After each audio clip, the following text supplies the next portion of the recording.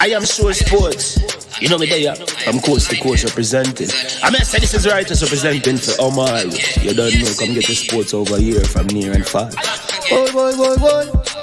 Me say I am sure sports, one thing me sure about. When me say sure, that me not doubt. Come get your sports, get it over here. Come subscribe, repost and share. I am sure sports, one thing me sure about. When me say sure, that me not doubt. Come get your sports, get it over here. Come subscribe, repost and share. If me not sure, that me not say it. Know who score, that me not say it. Never know no game play, that me not say it. If me never see no game, me no know who play. For your sports news, better come over here so. For your soccer news, then come over here so. If you don't love sports, still come over here so. For the date done, you are gonna love over here so.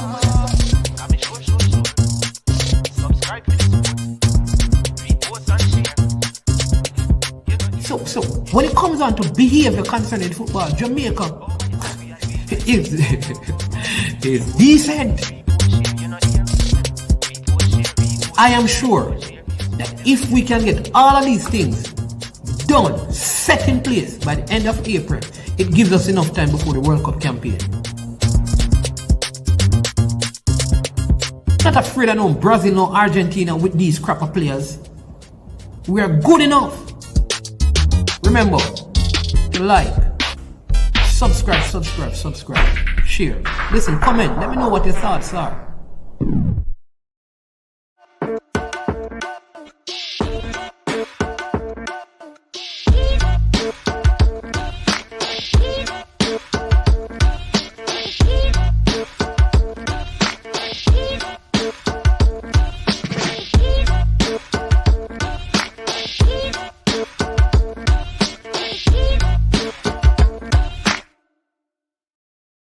Trick Jerk Marinade gives your meats and vegetables authentic Jamaican jerk flavor. The spices are directly from Jamaica. Spices like jerk seasoning, allspice, Scotch bonnet pepper, fresh scallions, thyme, ginger, and garlic. The key ingredients to a great jerk marinade. 0% sugar and low in sodium.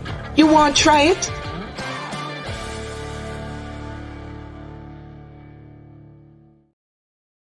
All right. Good morning, YouTube. Oh, my Lord. How you doing, people? Welcome back to I Am Sure Sports. I am Manning's man. And indeed, it has been a very, very, very long time. Too long, many of you would say, but it is what it is. Sometimes you need to take a break and focus on some of the more important things in life. You know, the tyranny and the urgent, we can oftentimes spend our days working on the things that are urgent at the expense of the things that are important. And then the important things fall apart. And then the urgent things are always there. You know, everything and everyone is pressing for your time.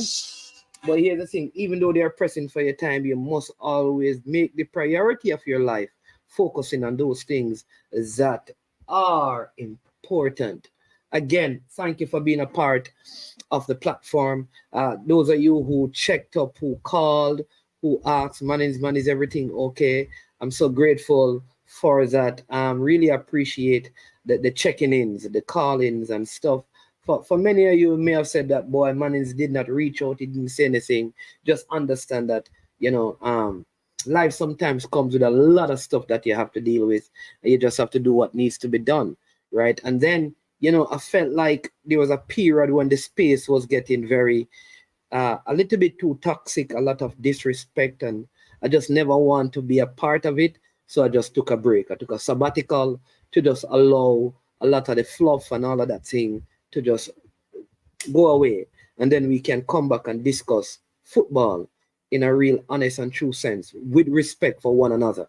And that's how we want to keep the program, right? As usual, being very, very respectful, no matter what. So I have made some decisions, and part of those decisions is that I'm not going to tolerate any disrespect in the comment section of my, I'd rather end the show and lose the views and lose the likes and lose the subscriptions. But it has to stop. And we're not going to be here every day having the same conversations about people being xenophobic and yard versus broad, and but then we all say one Jamaica. I'm not going to have those things. We're going to have discussions that are fruitful. We're going to move away from certain things. Enough is enough. Let us educate ourselves and find things to really talk about for the upliftment of Jamaica and football and sports in general. Let us help to educate one another, teach one another stuff, right? And leave the garbage and the nonsense. And I say I can't tell anyone what to do on your platform, but what I'll say, listen, probably maybe this is a way for you to sustain yourself, and that is absolutely fine. But you can still earn whatever it is by just doing quality. You don't need to be in cuss and mix up and cussing and all of that. All right. So that is it. I'm telling you, if you start telling people about them mother, father, sister, brother, auntie, uncle, calling people name, I'm going to delete you. And if I feel like deleting you is a problem, I'm just going to end the show. Because really, and so please, let me just say this. For those of you who know me, if you see me end the show because of disrespect, don't get vexed. It's not because of you, it's because I don't want to facilitate and tolerate certain things. Enough is enough.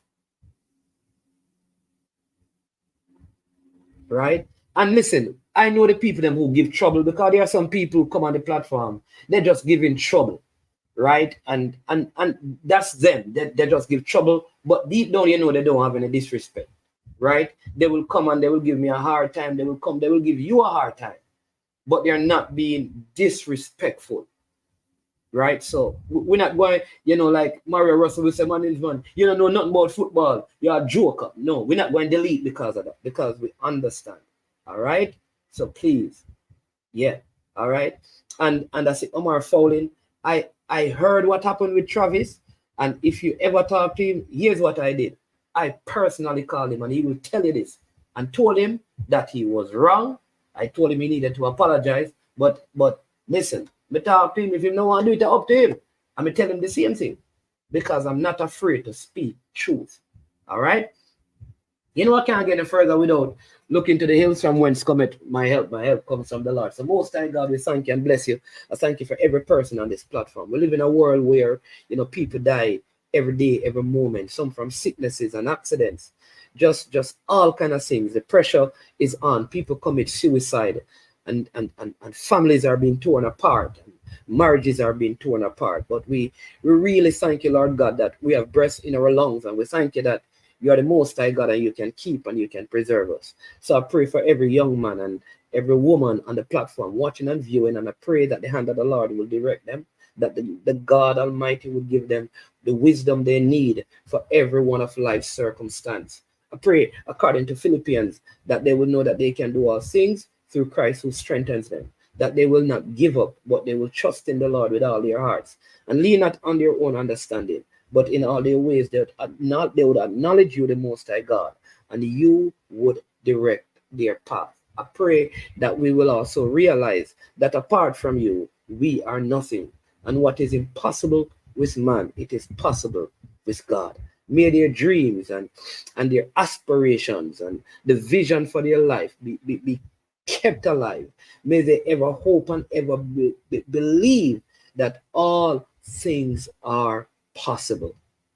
We thank you for protection on the streets, in our homes, over everything that concerns us. Bless them, I pray, in the name of our Lord and Savior Jesus Christ, we pray. Amen. Ja over Jireh. You know how it is. All right. Blessings. So it's good to see you. It's good to see you all. All right. It's good to see you all. It's good to see you all. It's good to see you all. And I mean, listen, I know people don't like when time man say, yo, love you, Me really love you, people. Me love you. You understand me? Really love you. Some of them I've never met you, but the real genuine, that there's a genuine love, man. You understand me? Lots of love and respect. A lot has happened. So for those of you who want to call and ask about the camp and the 2 games, you have not spoken to me since that time. You can call and speak to me about that. All right. Also want to apologize because Mikel Antonio should have done an interview and Joe Latibodier. They said that they'll do it in the next window. And that is because of their sleeping dynamics, and we will leave it at that. When I am up and ready to do the video, they are normally sleeping. And when they are up ready to do the video, I am normally sleeping. But they did promise, right? They did promise that they would do it at the next camp, so you can look out to hearing from Mikel Antonio, Joel Latibodier, and KC Palmer. And please, people, I'm telling you again, I can't say this is for all the platforms, but I can tell you that people like Jamal Lowe, he reads the comments. KC Palmer reads the comments and listen to the show. Dishy and Bernard read the comments, listen to the show. Ethan, read the comment, listen to the show, right? Dexter, Kiroy, all of these guys. So sometimes we have to be careful of what we say, and not all truths need to be revealed, right? If you're married, you know that there are some things in your past that maybe it is not the wisest thing to share with your kids and your wife. Those are truths. So not all truths need to be revealed, all right? So please just know that. And there is a good way to say things. All right. I know that there is a particular player that people want to talk to, but he was on a program. I'm being very discreet. He was on a program watching it, and people who were on the platform, and I'm going to tell you whether in the comment section or the host or the panelists, said some very disrespectful and distasteful thing about it. So he has decided that he would not go or would not come on the platform. So just sometimes we want to hear from them, so we have to manage the conversation. All right, and that's easy. But we have to be honest, because the player don't mind you saying that Casey know that if him don't play good, management going to say, no, Casey, you don't play good. You understand me? And stuff. But yeah. So if you want to hear anything about the last window, you can call and speak with me, and we will do that. But I want to speak about a couple of things that I think are very important, and I'm speaking about them from all right, what is more an internal look from external. First, I must say that the turnout, the players were so satisfied with the turnout at the last game, like good turnout. The one thing though that I don't know how we're going to do it, like, so Honduras, the game in Honduras, they had way less people in the stadium there than Jamaica had in the national stadium. But do you know that in Honduras, it was more vociferous, loud, and the chanting stopped like when Jamaica scored the second goal. Because remember, the first goal and their first goal were almost within 90 seconds. But from before the game, just noise, and I'm telling you, they had at least 7,000 people less than what Jamaica had in our national stadium. So my question is to you, what is wrong with how we behave at football games? Why we don't have because even the drumming is not to no particular order. Respect to the drummers, but the drumming is not like getting the crowd to sing a song, right? I see Jason saying that the cycle track, meaning the cycle track and the running track. Let's do that. Makes us too far from the field. Is that what you're saying, Jason? But do you know that in a lot of the Central American countries, even in South America, they have some fences because I think they're afraid that people will break through the fences. So the people are actually fenced up higher than in Jamaica. I know they are closer, yes, but we can still make noise. Isn't even the West Ham new stadium? The people are far from it, far from the field. The people are far from the field, I think, in the Olympic Stadium, where West Ham plays, but you still you still have a lot of noise. I know that the distance is an issue. I don't know how they're going to fix that, but I just feel like even when we're close to the stadium, like even what like the JPL game at Arnett Gardens, they're right at the stadium. And like you don't hear a lot of noise. Like like in Jamaica, at the game, like even the sound system don't play until like halftime. There are times, every time there was a break, the music start playing, people all during the game playing, they were playing the sound system. So I don't know if there's a rule or a thing. But we need to, I think part of what we need to do is to get a new generation of fans inside the stadium who can chant, even if it's far from the field. Like we don't chant at football matches that contributes greatly to atmosphere around the world. Yeah.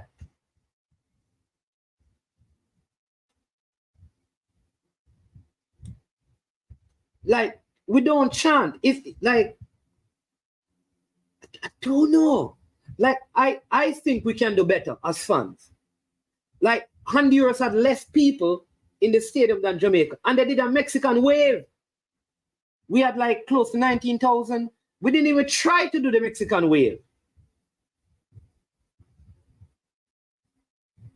Hey, Ellen Wynn says something. We need a good football announcement. We need somebody in the stadium. Yeah, I think even that is important. Even that is important. I soon come to that, Dean Fraser, right? But that is important. MF says, don't worry, man. If the boys keep playing well and winning, the decibel will increase. But I think Champs is the closest we have in Jamaica to what the football atmosphere should be. And that is probably for the final day of Champs alone, primarily in the later session as well. And I think like we need some of the ardent Premier League fans, EPL fans, to start taking some of that fan culture into the national team setting.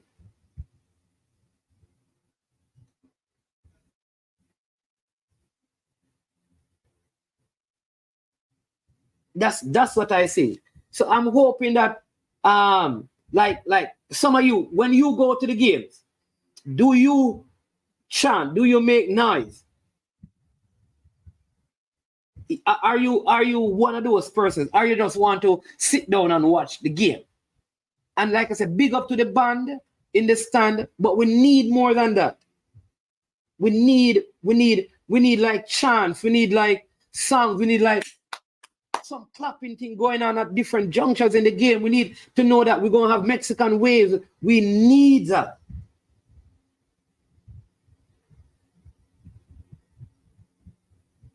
We probably need to start making some songs about some of the players.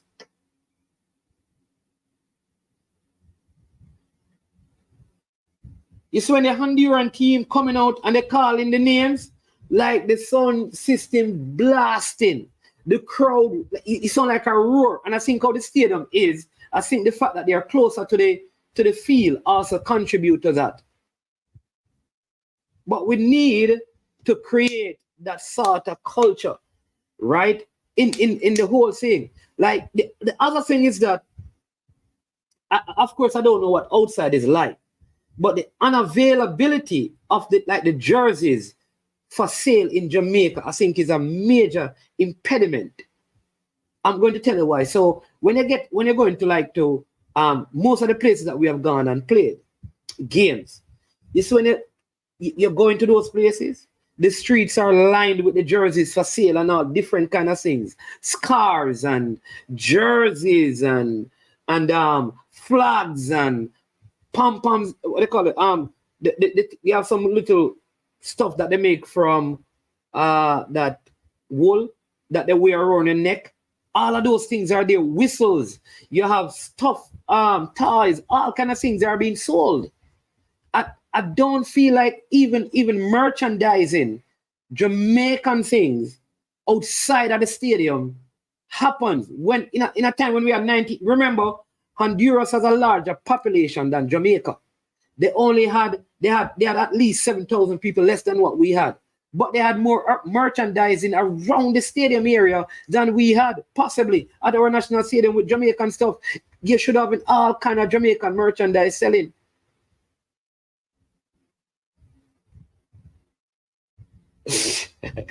No, it was a short dancing girls in short shorts. You think that would help?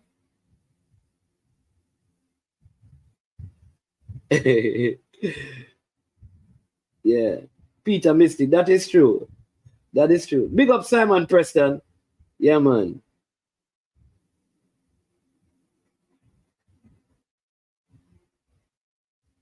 Yeah. Big up Simon. Yeah. Yeah. Well, we have to find what is our culture?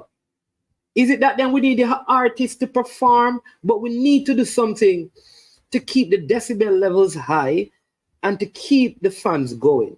Here is the other thing as well. All right. Now, at the end, please, I'm going to get to, it's 2 hours, so we have a little time, right?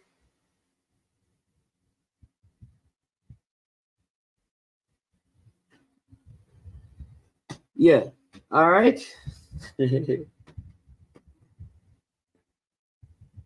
Somebody saying that if you want to hear, you mean you want to hear noise? Apart from champs, check out KC versus JC Manning Cup final of the year 1975. I'll know who that's still deaf. And that was played at the National Stadium, I suspect. So we need bonding, should be B-O-N-D, not battles. And I think there needs to be a greater bonding between the sports in general.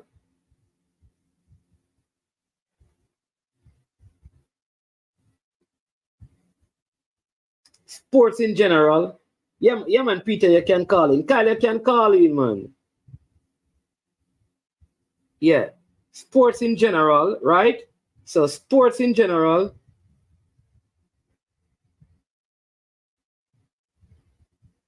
Yeah. Sports in general. But we need bonding. All right. So this used to happen back in the days when games started yesterday. The people who sell the chips and the biscuits and the juice, they used to come around and throw the stuff in the stand for the people to get at the beginning of the game and at halftime and stuff. Where are the brands that are supporting the football? We need the chippies and the people who sell the banana chips, the potato chips, all of those things, the bun. You understand me? To now get back on board and begin to come into the stadium and give these things away to the people and create the kind of atmosphere around it. It's more than just the band playing and the sound system. We need to do this. What we don't want is that everybody's waiting until like the team is qualifying and stuff. Right now, if you had bought into what happened, you'd have had 19,000 people. So we need some of those companies to come and start show some things like in like I said, the away game. That's what they were doing, throwing stuff in the stands, and there was a frenzy as people were trying to get stuff. All of those things makes a difference. All of those things. So the number is running crispy, right?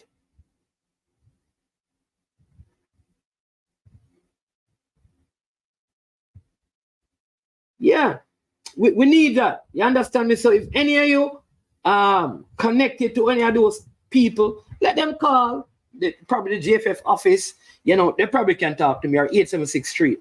Like you understand me? We need people like all juicy parties in the business, man. Free promo them I get right now. Imagine now you have some of them players with them at juicy parties. Go buy also party. You understand me? Bam, bam, bam. or tasties or whatever, but them go buy some patty or mothers and them down there eat patty and assign things to the people them. Big crowd, you know. Had an incident. Big up. We had an incident, right? So y'all know sliders?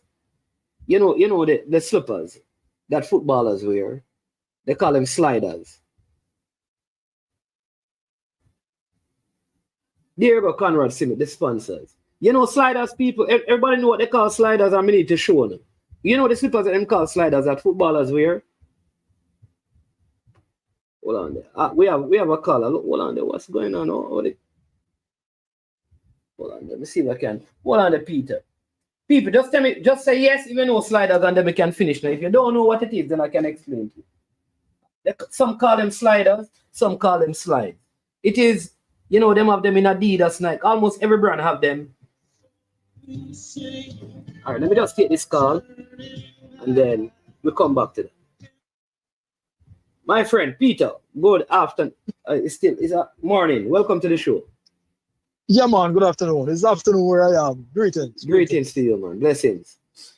Yeah, I want to say, done, man. Congratulations, because we see the product on the pitch, but sometimes we forget the behind the scenes work that goes on. And I know, man, like you and the ancillary staff who take care of the kit and the massages and everything. We just have to not forget those people, because we know there's a lot of work that goes on behind the scene to help with the overall success of the team. So I just want to give some credit to you and the ancillary staff.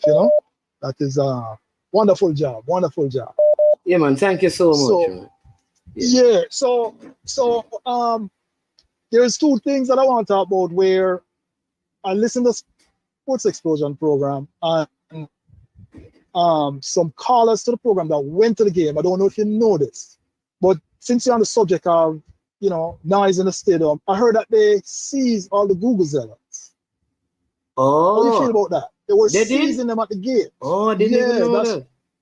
Right. Oh, okay. So No, I've heard. No, here's they said the reason is it has something to do with the decibel level, and some people are affected, and something to that effect. So I think, I'm trying to remember, I think some radar program, unfortunately, some time ago had run some kind of research or some what you will call it now, like run a little segment, highlighting Vuvuzelas. And they talk about that aspect of it. And I believe now that I don't know if it's the stadium authority or who decide that we should now not allow them into the stadium because of that. Whoa. Yes, man. Yes. Yeah. There was a caller that highlighted it. And I was, like I said, I was listening to the Sports Explosion, and I believe that little part of the story about the segment being run on some radio program or some TV program, if I remember right, Oral Tracy is who highlighted that. So when the caller called him and said, some station didn't run something on it. And so they look like they take it and run with it now. We can look into that. Problem number two, man, is I don't know. So hold on. Is it illegal to have vuvuzelas? I don't know. That might be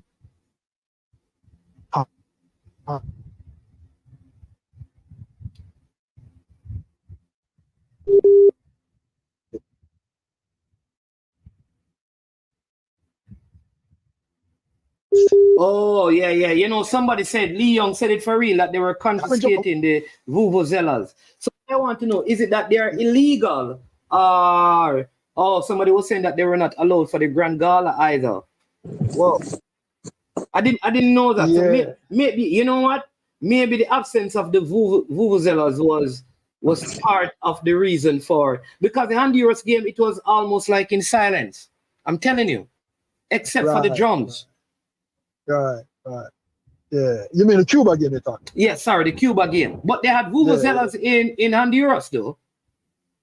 Right. So, I mean, that's something that maybe I don't know if the administration, when I mean, I'm in the JFX, can probably talk to the stadium authorities and, Independence Park Limited and get to the bottom of why in banned or confiscated. And maybe they can work something out, because, yeah.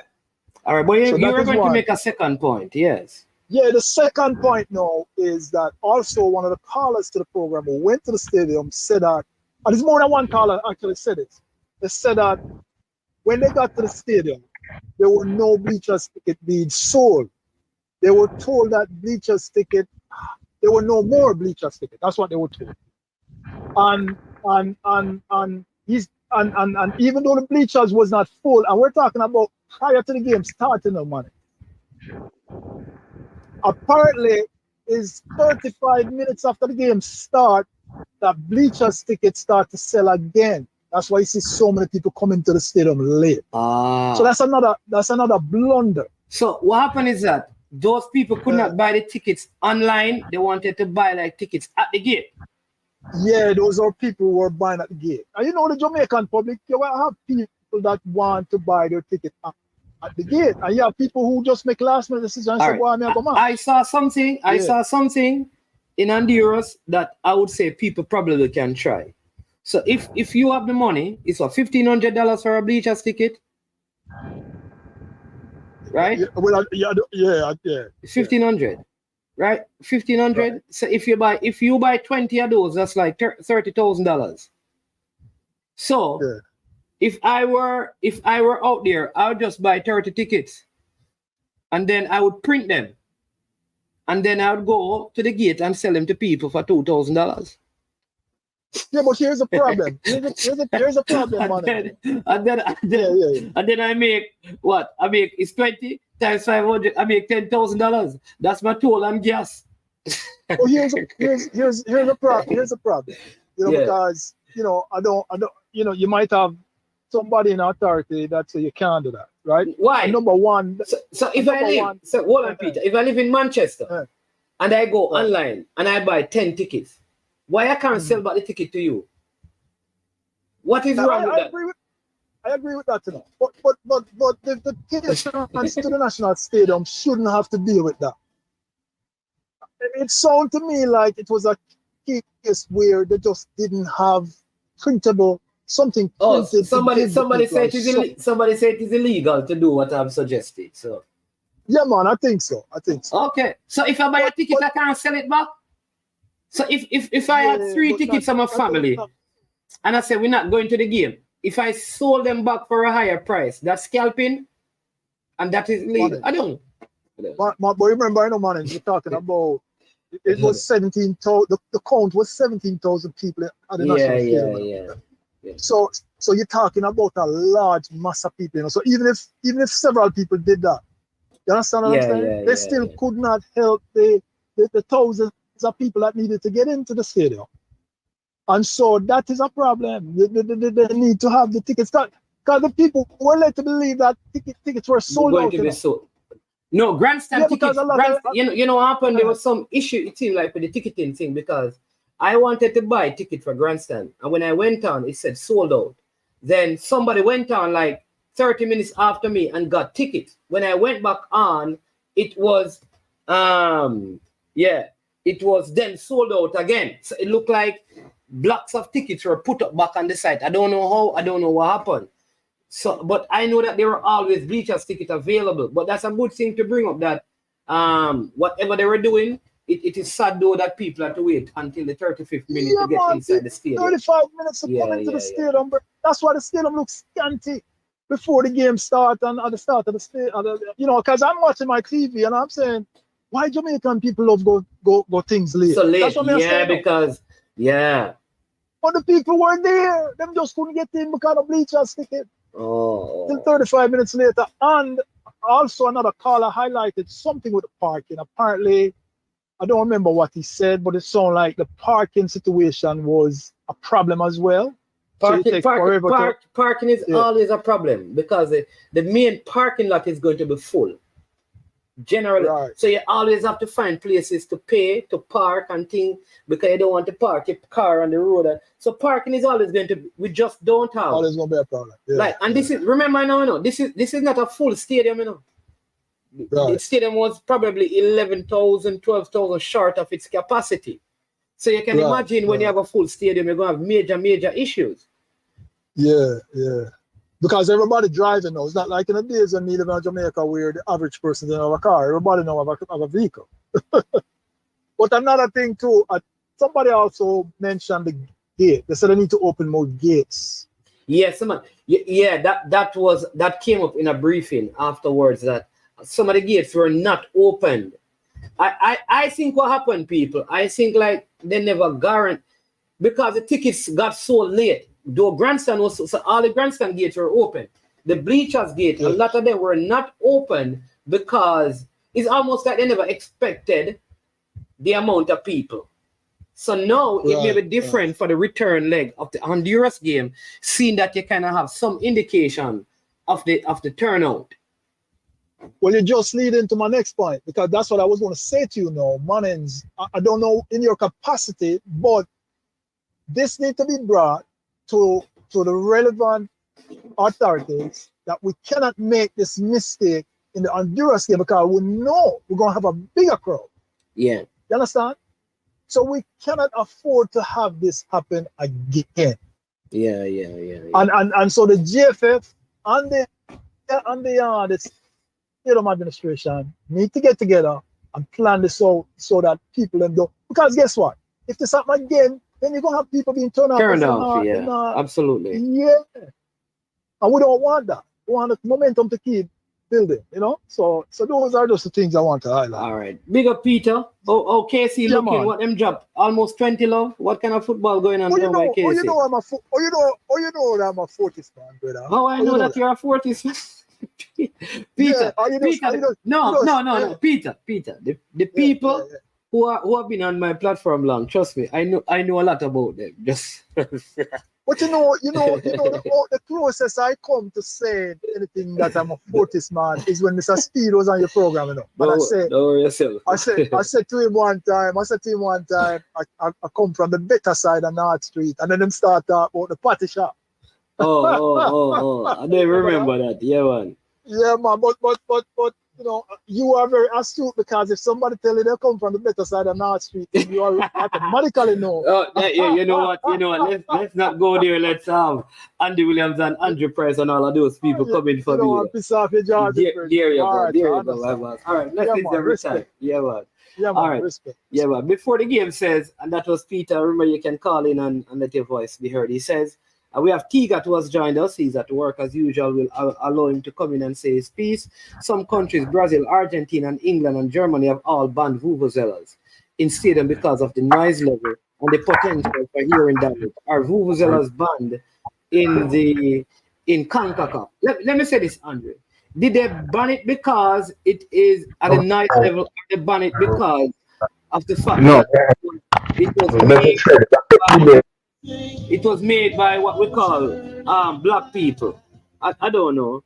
But let's find out a little bit. We have Chris on the line. Good afternoon. Welcome, Chris. If you can hold on a sec because we have Tigat and he's at work. So Tigat, we have Chris on the line. So Tigat, just introduce yourself to the people and say what you have to say. Yeah, what's up? What's going on, man? Yes, sir. How you doing? Good afternoon. Big up yourself, man. Big up. Welcome back, man. How was the Reggae Boys tour and stuff like that? You went away to Honduras and then the Cuba and stuff like that. How was it? Very good. I mean, you get 4 points.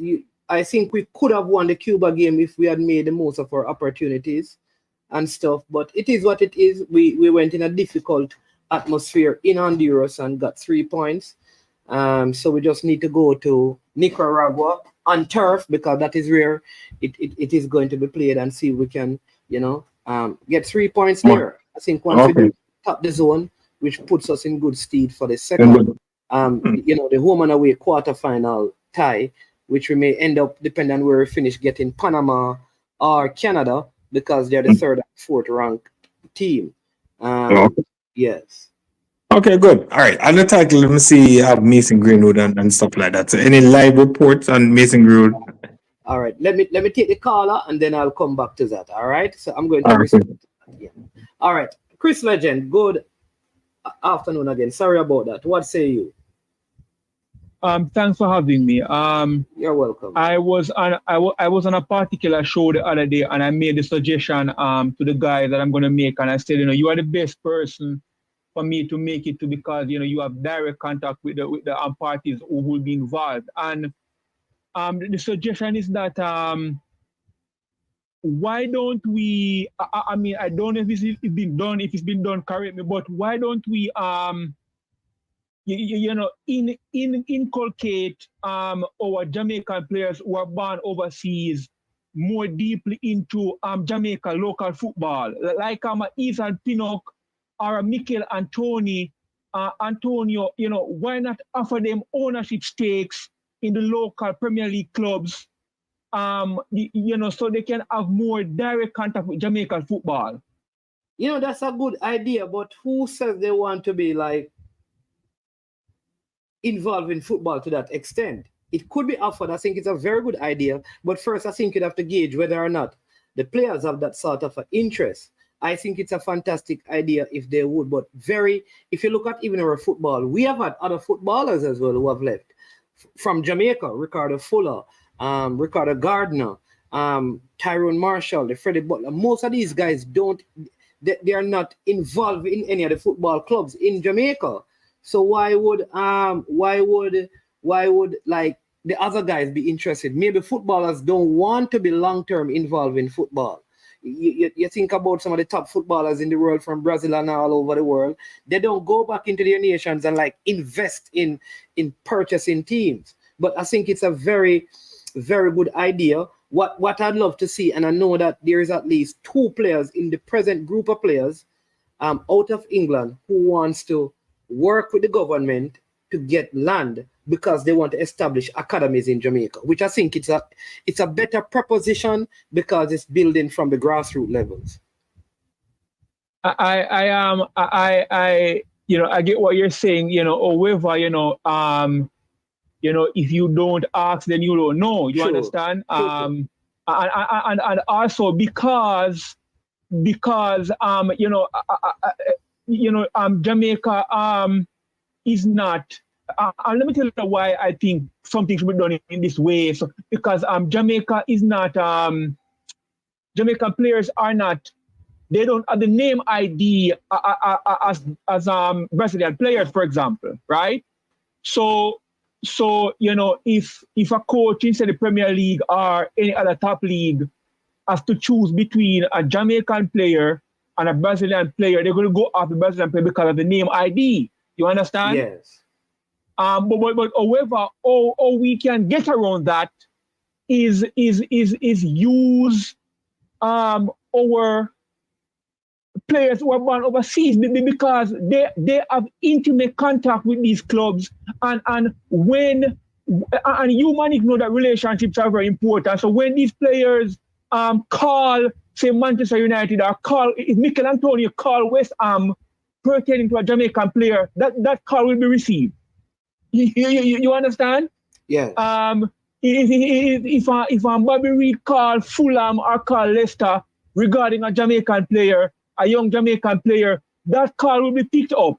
But if Speed made the same call, I don't think it will be received with the same level of seriousness. No respect due to Speed. You understand? So I think these players, I think their knowledge of the game can be leaned on, and more, and they come to Jamaica, they play, and they just leave, and their knowledge and their expertise are not leaned on, and personally for me, people enjoy when you value what you value their intellectual capabilities. Yeah. You know, So what I'm saying, I believe it's a good idea. I would not knock your idea. I think it's a brilliant suggestion that if you can get players, past players, to invest in teams, it has so much benefit. What I think though is that the players that I've at least spoken to have more interest in setting up youth academies based on their experience in yes, but a Manix man, I'm talking about current players and also yeah, man. But that's what I'm saying here. I'm saying that players. Hold on. It depends on the approach because oftentimes, when we're dealing with each other, we don't deal with each other on business. And when you deal with people on business, sometimes you get a different result. I'm talking about ownership. I'm talking about money involved. And if that approach is taken, if 10 players are approached, you might get one. But in my opinion, to have one English Premier League player owning a team in the Premier League is better than none. No, or to have one man on the board. Yeah, well, remember, is better than none. Remember, I am agreeing. What I am saying is that in the present group of players, all right, and in the present group of players, yes, what I hear from them is that, listen, I want to start setting up an academy in Jamaica. In fact, a couple of them have some sort of structure already like that in England. They want to establish that in Jamaica. Now, where I think now we can add to that is where we can say, listen, because a Mikel Antonio could be added to Arnett Gardner's as a ambassador. Consultant. Yes, not even a consultant, because remember, the truth, let me tell you this. You have to understand professional footballers. At the stage that these guys are at, these guys are still trying to earn money. They don't necessarily want to invest their monies right now into things like that, right? Unless they can see how they're going to get major returns on it. And that is why I believe, they believe if they were to set up academies right now, they know that they may be able to take a 16-year-old and bring him into West Ham and Fulham with the leverage they have, which probably going to work out for them better down the road. But I do agree with you that there should be approach. There should be approach, because, if you get one, that is good. So there should be approach. But I believe the academy makes sense. It makes sense on a developmental perspective for Jamaica. And it is also setting something in place down the road for the players, because all they need in these times is to find one Leon Bailey that you get sold for $40 million. And you probably make back all the money you spend on you invest in, say, an Arnett Gardens or a Harbourview Premier League club right now. How many of those players have the value that you're going to get on their sale based on your investment? Yes. I agree with everything you're saying. I have no objection, because, for example, Kylian Mbappe just bought a team in a lower division in France. You understand? So you know how much Kylian Mbappe get paid compared to our players? I know. I'm just saying that. I think Kylian Mbappe can use his earnings from PSG alone and deal with that club for probably 10 years. I know. So it's a different level. I know. I get you, but Jamaica's football, I have been in the background for a while, listening and observing, and one of the touching points that I see is that Jamaica's football need and lack the ability to assess players properly. You understand? Because locally, for example, everybody will see a player and he's that in a bag of chips. You understand? And when that player is put up against international competition, the player doesn't fare out well. I would say. And I am saying that. Hold on. Carla, hold on. Do you know that when Jamaica plays against Aruba, St. Vincent and the Grenadines, it is international opponent. I know. All right. And do you know that when they play against those opponents, they look way above those opponents? I know. All right. So the point I'm making is that when we say, what we need to say is that, listen, when the Jamaican players play against the higher rated international teams, it shows Yes. because there are teams that they match up with. You understand me? Just to be fair to everybody, because we want to be balanced. When we say international, it makes it look like of all the international places where football is played, Jamaica is the lowest, and it is I not. was generalizing. Yeah. I was generalizing. There you go. Thank you, but I think the average Jamaican, fan, and Jamaica as a whole want our local players to match up with the best of the world and compete. I think that's where that's what we want. Yes. That's the same. We want when, for example, when Jamaica plays against Spain, the Jamaican local players, the score line might be a 2-1 in Spain's favor. That's what you want. Yes. Are a 1-1 are it was 3-1, but if the team competes, you understand? And I am saying that if the players can be properly assessed from a very tender age, it will be a fruit.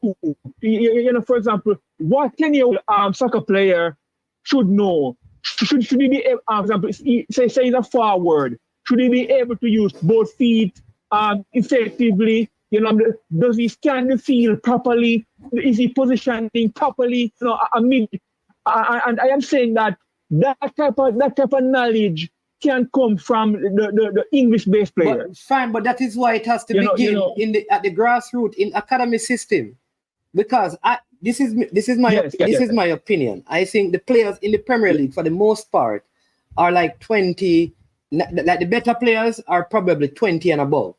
I think a person seeking to invest in football for the long term may need to look at, let me build a academy, get some players like you just said, at 7 years old. If say Mikel Antonio builds an academy in Jamaica and he gets some players at 7 and they work with them for 7 years with some program that he has been exposed to in England, at 14, 15, 16, based on his connection, he could bring a couple of them over into England, and that will allow those players to further develop, possibly get sold, and he earns from the compensation monies. You understand me, things are worked out. I think it is a better perspective if you ask them to invest at the academy level, to really say come in and invest money at the Premier League level right now. I don't think it is financially frugal. That's my opinion, to do that, and they may end up losing money. But good call. Like I said, I love the suggestion,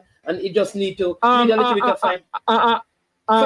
One more point. The reason why I say something about the Premier League, because there is a clash between the national team and the Premier League, and you have many people who believe that the Premier League should be a supplier of players to the national team. You understand? However, with a academy system, the academy system bypasses the Premier League and goes straight to the national team. You understand? So you have that clash where many people many people want to see Premier League players vying for position in the national team. So you have a clash. You're gonna have a clash between. There needs to be a connection between the academies, for example, and the Premier League teams and overseas. Yeah. The Premier League, if you bypass the Premier League, you're gonna have a cultural clash between the local people and the national team and the overseas people. And the Premier League has to be featured somewhere in Jamaica's local footballing development. All right. Respect for your call. Respect for your opinion, man. Thank you so much for calling. First time I hear your voice, so blessings every time. And thanks for the support. All right, thank you. You're welcome. All right, bye. All right. Bye. All right. There you go. All right. Listen, I don't know if meditation. Meditation doctor. I see meditation doctor with an elaborate explanation about the Vuvuzelas. I'd love for you to call in and explain to us, because I didn't know the Vuvuzelas are so dangerous. It seemed like the Vuvuzelas could cause an entire population to have hearing problem. They are that dangerous? I don't know that Vuvuzelas are that dangerous though. I just feel like because it wasn't originated in Europe. That's me. I think if this was an European product, maybe it wouldn't go under much scrutiny. Maybe I'm wrong, but I'd like to see the scientific studies that suggest that Vuvuzelas could lead to these things. Flavor Max, what say you? Man, Yes, sir. action. Good afternoon. Heard from you in a while. Yeah, man. So many things have been happening, but hear what? Today is my birthday. What? Yeah. Happy birthday, my friend. One more year, One more year, man. Yeah, man. But hear what I want. I want a gift from you. Hear what I want from you. From a gift. You want to hear it? yeah. I'm hearing. Yeah, man. Hear what I want you to from a gift, man, is man. I want you to tell Coach McLaren about Tariq Magee. That's what I want from a gift. You want me to go and tell the coach about the player? Yeah, just say, Coach Mac, you know, you have a player. I don't know if you care about this player named Tariq Magee. Just take a look at him. Even if you take your phone out of your pocket, go on his IG and just show him. Because I believe that just a 5-second clip, the coach will give him a call and give him a look in. So do that for my management for my birthday. That's all I want for my birthday. Take out your phone out of your pocket. I send a little 5-second clip and show the coach for me. That's all I want for my birthday. So you believe that in my capacity, it is not a conflict for me to do that? Because if I do that for your birthday, right? What about the next person who says, talk to the coach about Javan East? Talk to the coach about. No, my style that them can't come tell you that. So you. So you. No, man can't. Me come by your program and say that to you, and next man can't come do that, man. I'm joking that, man. Me and my style, and me tell you what I want for my birthday. Next man can't come tell you that. Okay. So only you alone can say that then?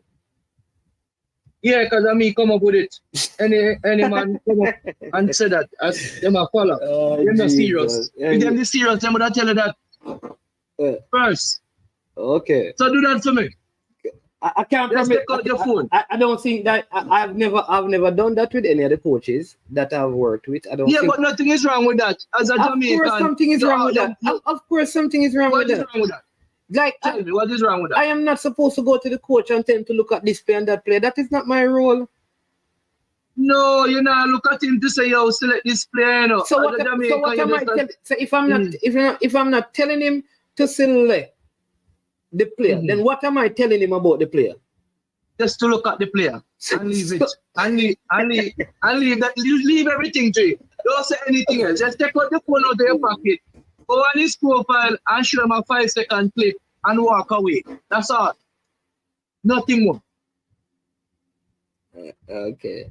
I don't think that is my position. You have to convince me how that it would be a job of mine or something that I am supposed to do given my position. Is not a job of yours, but you have an opinion. You have an opinion, and I am telling you that I believe that Tariq Magee now is the time.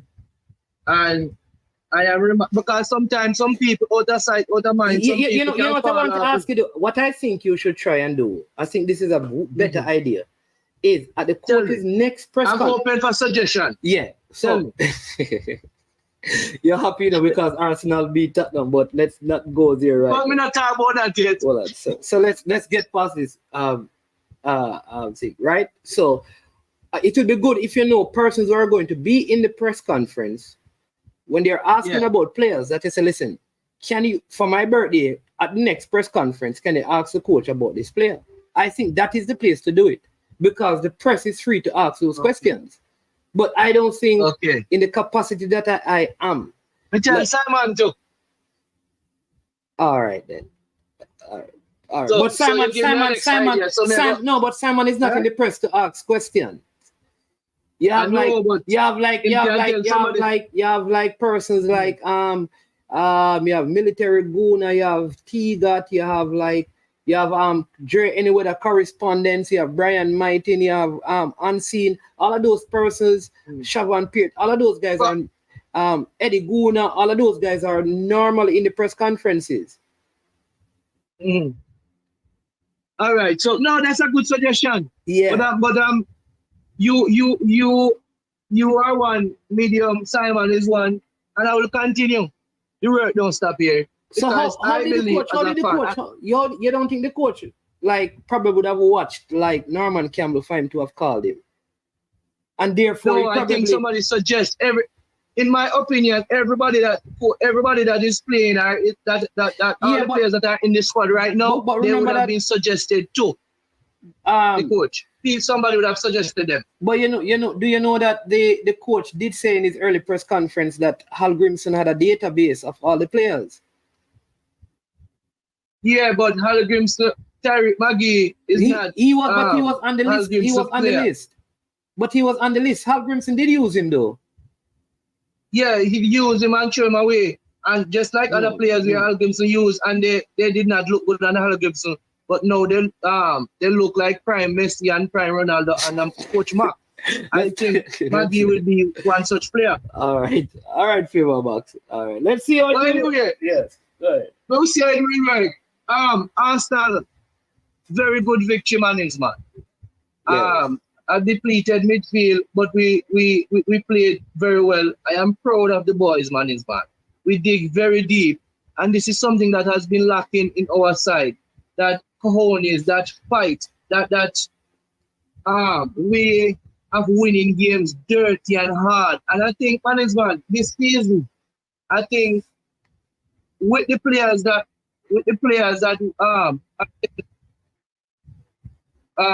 signed, I think that is a message where he will be looking to win game dirty this season and not just one way in playing pretty football. So I'm looking at that going forward because we did a very good job at that against Tottenham. And it's actually not a bad thing because I always think that we have always been a little weak or soft, as they would say, in the belly. And I think we're moving away from that. Yeah. And I don't have a problem. I want to see us play against City, but I want to see us display some of that rough personality that we displayed against Tottenham, against City. Rough them up. Play hard, rough football. Sometimes it's going to be ugly. I don't business. I just want the 3 points. What do you think about that? I think we can beat City. I just don't think City look as cohesive generally at the start of the season as they were at the ending of the season. I think they are getting into their own, and I think this is a good time to play them. Unfortunately, Odegaard may be out, but I think the defense is even more rock solid. I still think Arsenal has to sort out this Thomas Partey thing. I think he has been woeful for most of this season. He looks slow. He gives away the ball a whole lot. And I think that when Marino comes back, Partey is going to run the bench, really. Yeah, I think that is the problem with Arsenal right now. I don't think Partey is up to speed, but outside of that, all around, I think the addition of Raheem Sterling gives a little bit more variety to how the team attack. Gabriel Jesus coming back is also good.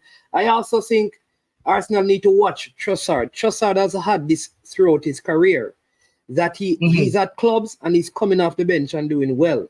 Then he start giving attitude because he believes he should start. He starts starting and he doesn't look good as a starter.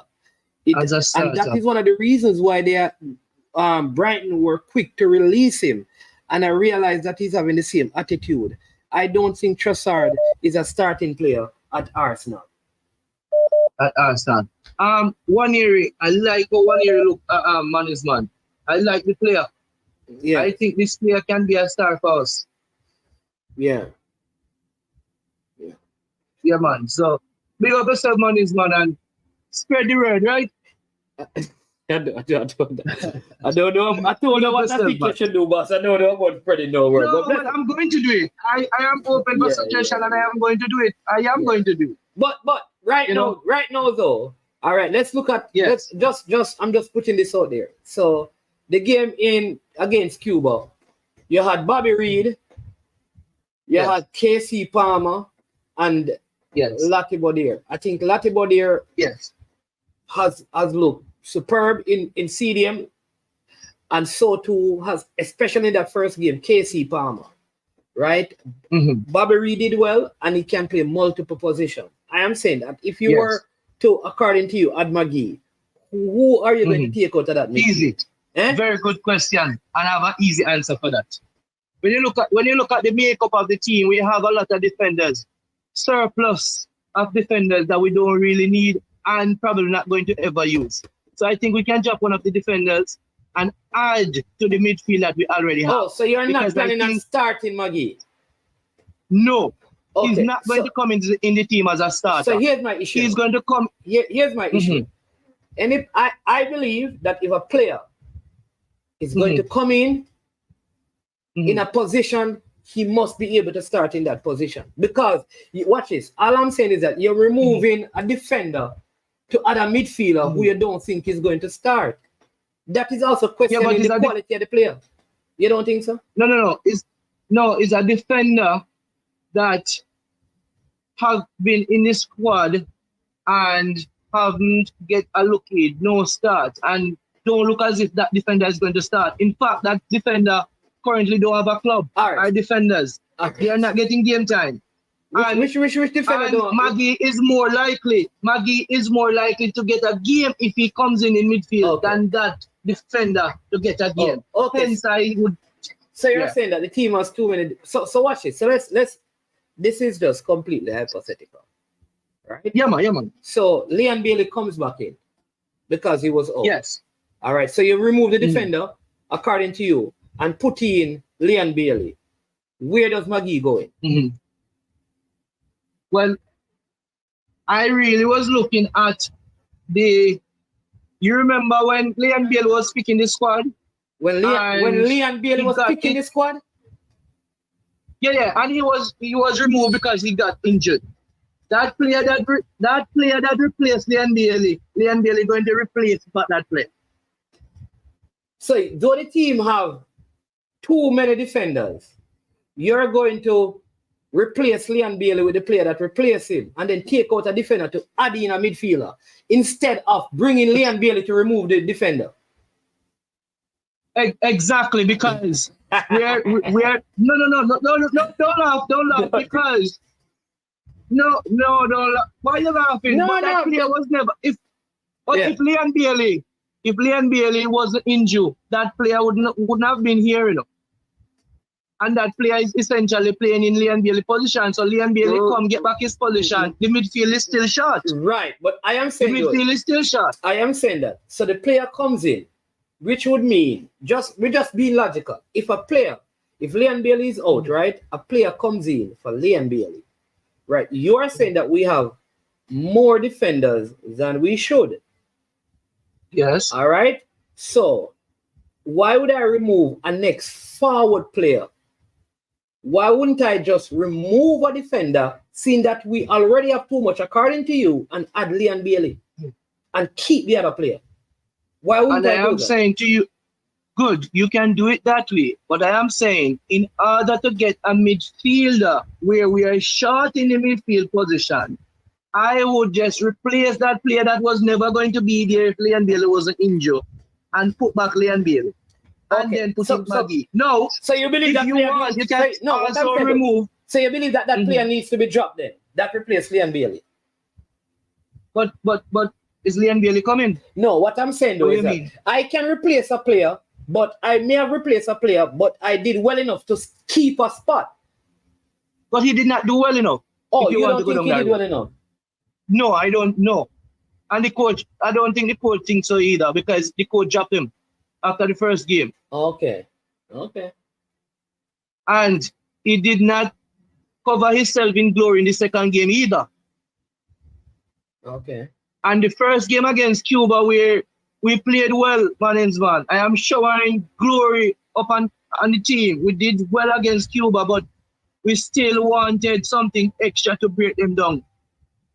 And I think a Tyrick Maggie, 30 minutes, with his attributes and qualities that he possesses that no other player or players. You don't think Casey Palmer in midfield was breaking down the Cuban team? Yes, but we did not get that goal. So we needed it is something not- else. That's no, so what I'm saying to you then, you didn't need a midfielder. You need a clinical striker. Yeah, but Tyrick Maggie possesses qualities that could have made a difference. So you don't think Casey So we could Palmer was take off like a... No, listen what I'm saying to you. Because you are saying that. Let me ask you the question first. Did Casey Palmer do well enough to create opportunities for us to score in that game? Yes. All sure. right. So it means then it wasn't the creating of opportunities that was the issue. It was the finishing of the opportunity. I am saying to you that. Yes. Yes, and I am saying to you, the finishing was poor. Casey was doing his thing. However, Tyrick Maggie possessed different qualities that could have assisted us even more to get a goal. That's what I'm saying. And I am not taking anything away from Casey Palmer. But you know, next person would say to you, if Casey Palmer was playing this way, right, and he had Leon Bailey and Mason Greenwood, we probably would have scored 4 goals. So is it that we probably need to add strikers who will score the chances because the midfield is doing well? Well, if a Mason Greenwood is available for the next window, by all means, Karen, come and leave Maggie. If he is not available, give me Leon Bailey and Maggie. Okay. All right. That's a good opinion. Yeah. Fair enough? I mean, listen, it is not unfair or fair because it's your opinion and you have a right as a person who watch the game and a fan. Yeah, but I think you start. So you have been somebody as the famous I believe that Maggie is a talented footballer. Honestly, I have not been watching him. So you have been watching him. Watching man is man. Man. This is what I'm asking you. I'm not asking you about clips. So you have been watching like his last 4 games. Yes. You watch his last 4 games. Tell me the teams that he played in his last 4 games. So I can go and watch him. To tell you what? Tell me the teams that he played in his last 4 games. I want to go and watch them. Man, you want me pull up stats, man. Man. Watch the man. The man scored 3 goals. The man scored 3 goals and an assist. In his last 4 games? Yeah. In his last 4 games, 3 goals and an assist? Yes, man. 3 goals and an assist. Tell me as the famous TC say, we are picking players on what they have done before. Why can't we pick players on what they are doing now? That is the CC quote. I'm not even going to teach the man quote. A CC quote that. All right. So all right. I'm going to check his last 4 games. And so what you're saying is that if a player is in form right now, he should be called. So class is not permanent anymore. You have to be careful. So listen to CC. No. According to CC, based on CC, the player that scored 2 for Arnett Garden, who is a player who returned, all right, from overseas, used to play for Stats, scored 2 goals in the Premier League game. He's on form right now. Mikel Antonio has not been scoring a goal in the EPL. So according to CC's logic, we should call this player over Mikel Antonio. No. You're being a little bit technical with that. That's not what he said. What did he He said say? no. He did not say you should not call people based on what they have done. He said you can also, or you should also call people based on what they are doing now, according to the circumstance. So like, That includes, so like you that change up what includes. CC said. You so like you paraphrase. You paraphrase what CC said, man. No, I'm not change up.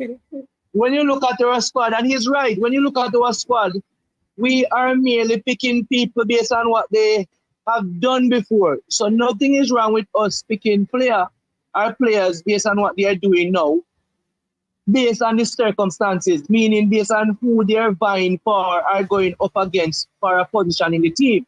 And we believe that a space is there for Tariq Maggie, especially under this coach. You believe that? No, I'm going to say we because because he believe that too. Unseen believe that. Other people have players that play in championship that they think. Other people believe that Omari Hutchinson should be in the team. We believe that too, but Omari Hutchinson don't believe that he should be in the team. Other people believe that Lewis Baker should be in the team. So people have other names that they believe. People believe that Delano Splat should be in the team. Brandon Cover should be in the team. And nothing is wrong with that. So let them step up, call a man his man show and tell why they believe they should be in the team. So the basis for your selection, for your selection is that in Maggie's last 4 games, right? You don't remember the teams that he played. He has scored 3 goals and he has 1 assist in the USL Championship. And therefore, if we can find other players with better stats over the same period in even higher level competition, because a man may score 1 goal and 1 assist, but he's playing in the championship, then we're going to have to decide now how do we match them up in terms of who should be and stuff. But I hear you, and like I said, it is what it is. And last but not least, you can match him up based on age. Maggie is how much now? He's about 25, 26. He's approaching his prime. His prime. And he played for us before. And with the eye test, he's tracking back, he's defending, and he's winning back balls. So this notion about Maggie is lazy is an argument of the past. Okay. He's winning back ball, he's defending, he's tracking back, he's putting in the work, he's covering grounds. His heat map is heating up management. And that one. Oh Jesus! Yeah, flavor Max. Yeah, you're full of flavor today, man. Today, man, heat map is heating up. All right, have a good day, boss. Thank you. Yeah, man, thanks. The boss said, "Man, heat map is heating up." I've never heard anything like this. Pick up yourself here, flavor Max. Oh, he's gone. Listen, so all right, so. I don't know, but listen, at the end of the day, people have a right to state how they feel and give their opinion. And nothing is wrong with that. You have a good counter, you can counter what they say, and nothing is wrong with that either, as long as we do it in a respectful way. I think in the game against Cuba, the midfield was not our problem. And I think there are other changes that can be made before changing the composition of the midfield. I thought Casey Palmer has looked a whole lot better. And one of the things I realized that when these guys are in season in the league, like at the beginning of it, they look different players. And I think how the team plays now is a little bit different, right? So let's see. Let's see. But there are lots of players out there. The coach is doing his due diligence by reaching out to players. The hope is that Mason Greenwood will be, and this is the hope, right? This is the hope that Mason Greenwood and a few others would be available. As you know, the issue with these things is again the process of moving them into citizenship. And sometimes some of these things must be done from the consulate in the state, in the country that they live, which is why it is this way. All right. Yeah, man. Right. So I'm going to get to the Mason Green. This is a very good thing because I hear people saying things. I can tell you this, right? That Jamaica was commended for all of last year and all of this year as one of the clubs, the countries in CONCACAF that once the camps are finished, all the data is sent back to the clubs. Right? All the data is sent back to the club. I think what the clubs have an issue with, which cannot be fixed, is the travel time. It takes sometimes 6 to 9 hours to fly to Jamaica. And that is basically unavoidable. And I think that is more the issue. It's not that they don't get the data. They get the data. And if you remember this camp, you know, the players played on the Saturday. Right? The training didn't start until the Tuesday. You remember that the team, most of the players came in on the Monday. We all remember that training was really on the Tuesday. So the coach was reasonable because they traveled on the Sunday, they got like the Monday off. Some of them came in and stuff. So the coach was reasonable to give them a lot of time. And then they go by charter too. So sometimes I think, and this is the issue. This is the issue, like, and part of what people needs to understand. Like a lot of these players from out of England, they come under a lot of pressure, even from their domestic clubs. Because when the players go back, they would want them to play right away. But the length of the travel affects that. And it's not like their workload is greater than anybody else. It's just after they're finished playing their games, here's what happened. They have to travel back. And that is the issue. And so sometimes, unfairly so, the players get benched. So you can imagine if you are competing in a team with an ex-centre-back or a midfielder, you come and play for Jamaica, right? Let's use like one of the players in the team. Let's use like Deshane Bernard, all right? Didn't start in the first game, came on at halftime the second game. No, I don't think he has a workload issue. It's not a workload issue.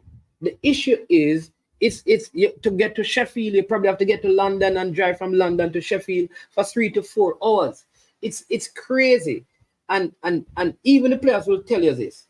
When you talk to Mikel, he will tell you, and you talk to some of them, I think playing in CONCACAF is harder than playing in Europe.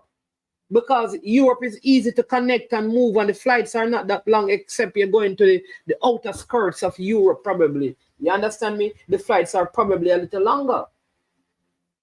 Them Azerbaijan and them places. So if you look at Deshane Bernard again, he didn't play in the first game. Remember, the Monday they didn't train. They played Saturday for their clubs. The Sunday they got off and they traveled on the Monday. They trained on the Tuesday, light training. Then you had the Wednesday, full training. The Thursday, it was media day. Training is just 1 hour. And then you play the game on Friday. So really and truly, intense training was really 1 day. When you went to Honduras, you left on the Friday, on the Saturday, right? Remember now? You left on the Saturday, no training. On the Sunday, you had your recovery. So the players who started never really trained, they just did recovery. You had the Monday when you had your media training, and then you play the game the Tuesday, you come back. So the point I'm making is that the clubs in Europe are always going to complain. They're always going to complain. They're always going to complain. And again, that is why we must respect what the players do, because there's a cost on them. Many of them may go back to their clubs and end up being on the bench because they choose to come and play. So now they're in a position. Do I play for Jamaica, or do I, especially the younger players? Especially the younger players.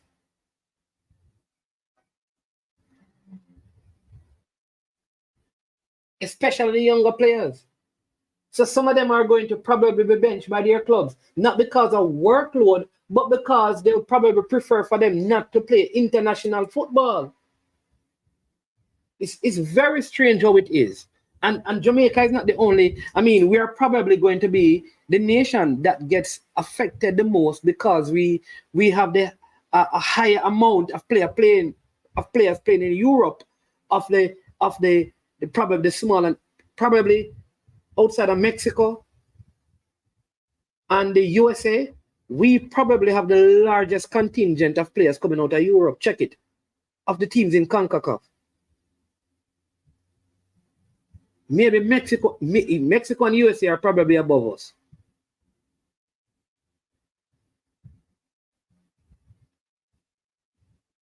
So fingers crossed.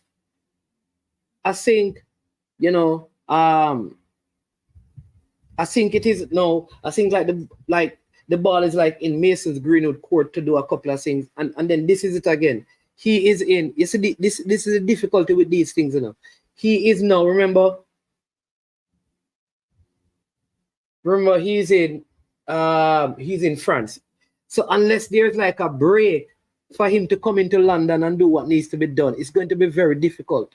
So he may only have the opportunity to do what needs to be done during the break. You see what happened? So it is possible, but it would require like Mason Greenwood to probably leave from France to come over into England, and you have to. That would be up to his club, giving him the time and him being willing to do that. So it's not as easy as we make it to be, but we're looking forward to it. CC, you're back. What say you? Because I open that here just to show you a screening on my boss. Me attack? Yeah, I was asking what's up. CC. No, you said CC. No, sorry. I was Tigat. Okay. Yeah, man. Straight up yourself, man. You call me CC. That Tigat. One on there. Peso.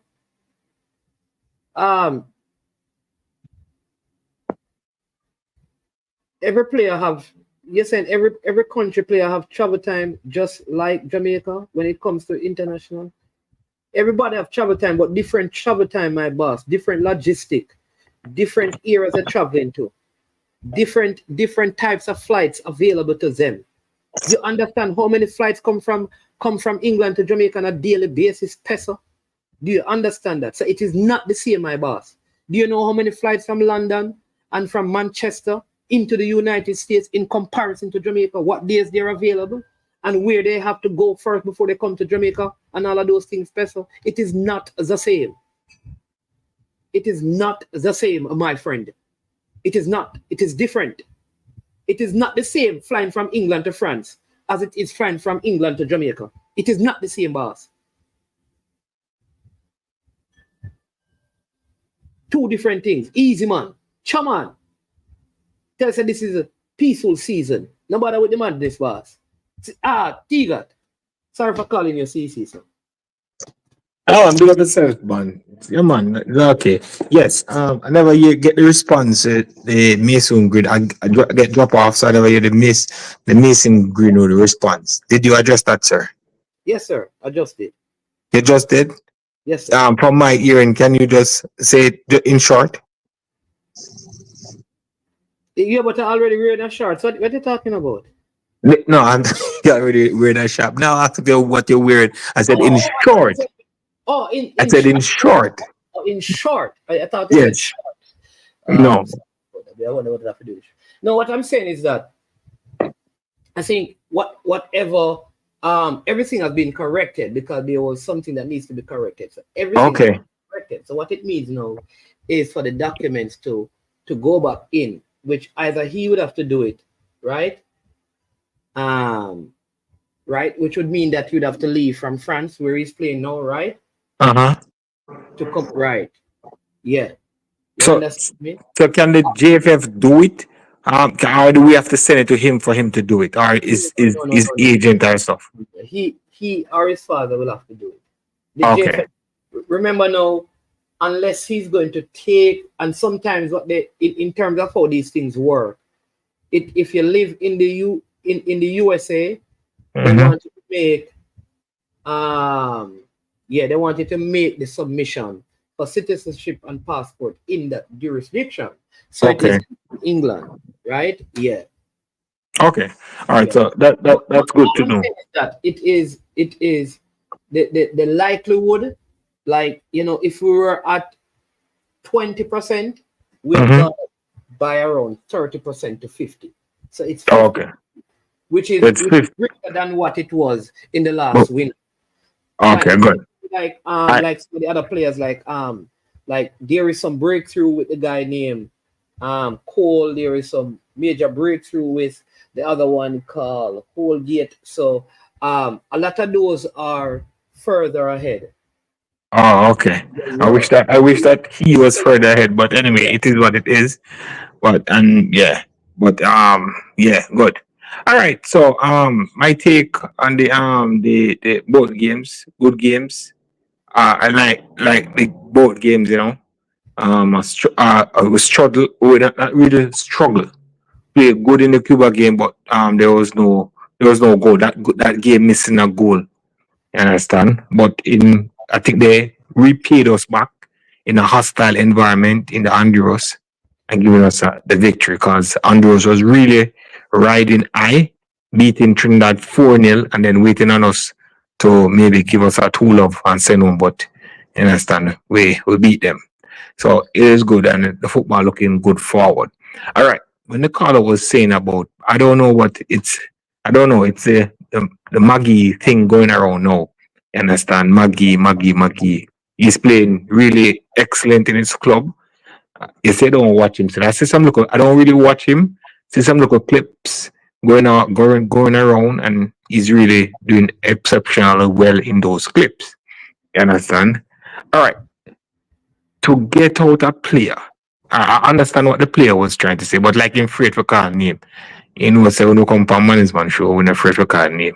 All right, so um Low, Jamal Low was being wasteful in both game. Even when he came on the Honduras, he get a one-on-one. He get a one-on-one to score in the Honduras game.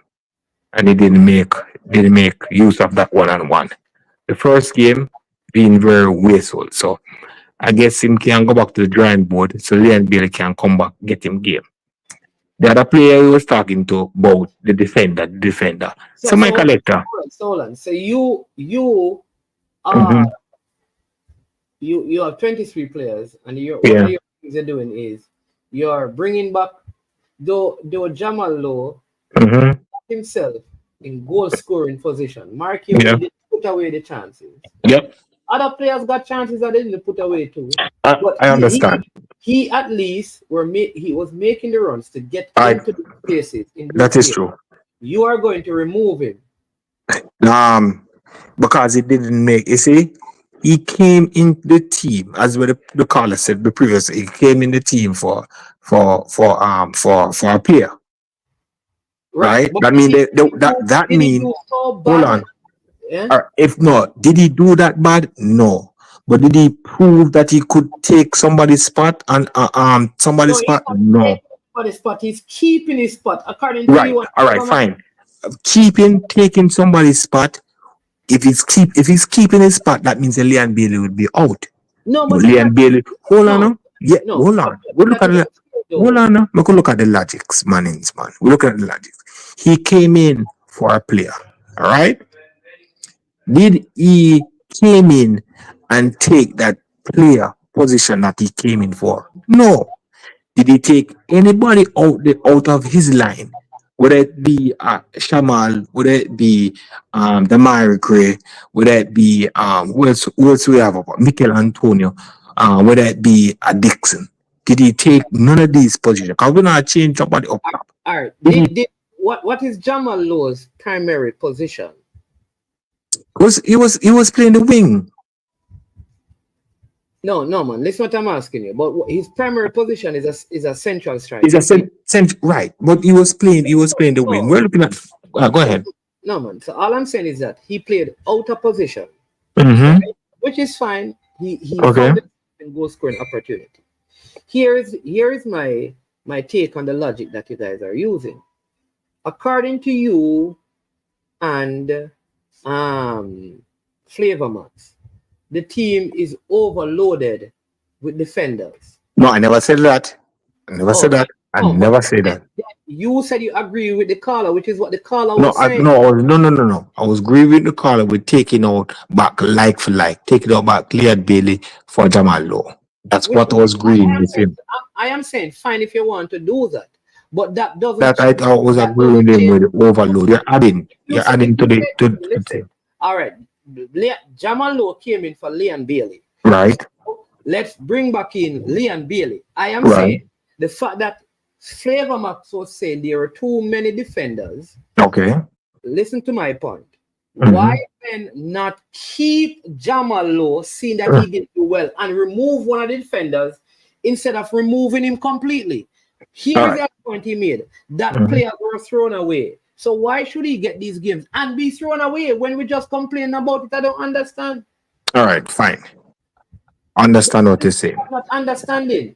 Hold on. Understand. I understand what you're saying. No, but listen. That we have too many defenders. We already have a position for a player, right? Because Leon Bailey gets an automatic position once he's played. Right. So what we have to do then is remove a defender then to bring in Bailey. All right, fine. So you remove a defender and put in Bailey. Fine. Well, I would say you remove a defender and put in Tariq McGee. That's what I would say. So you want to drop? So you want to? I would still drop Jamal Lowe. Okay. Yes, I would still drop Jamal Lowe. Yes, I would still drop Jamal. I know. You say, all right. If you're bringing him, hold on. So if Maggie comes in and doesn't play well, do we drop him? Hold on.